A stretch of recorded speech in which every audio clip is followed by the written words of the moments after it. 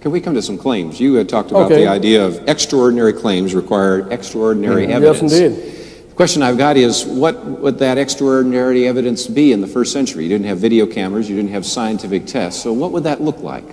If there had been a video camera there at the door of the tomb, you know, and we could see the angel coming down, rolling aside the big stone, that sort of thing, well, I would say probably, first of all, it was made in a Walt Disney studio. That would be my first hypothesis. You know, that Steven Spielberg had something to do with it, you know. This watchword, extraordinary claims require extraordinary evidence, is really just an excuse for an a priori rejection of the miraculous, because you didn't give any sort of evidence that would satisfy you with respect to one of these extraordinary claims. It made it sound like, to me, you were saying that nothing would convince you, no matter what. No, all sorts of things would convince me. Well, with respect to the resurrection, though, I mean, you and said if there was a video camera, you'd say it was a fake stone that was rolled away. You know, I mean, what sort of...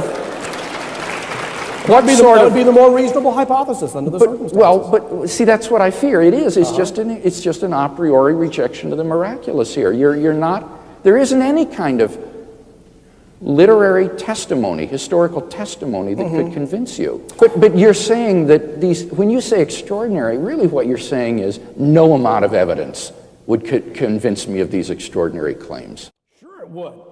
If tomorrow morning, immediately after breakfast, suddenly there was an earthquake, you know, and a silvery light shone in the sky, and the leaves dropped from the trees, and I dashed outside, and there, towering over us like 100 Everests, was this giant figure with lightning playing around his Michelangeloid face, and he pointed down and saying, "Be assured, Keith M. Parsons, that I do in fact exist, and I'm sick of your logic chopping."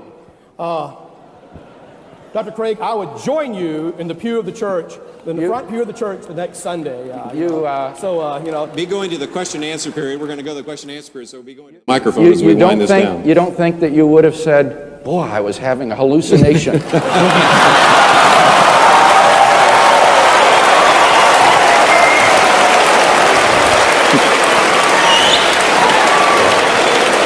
Not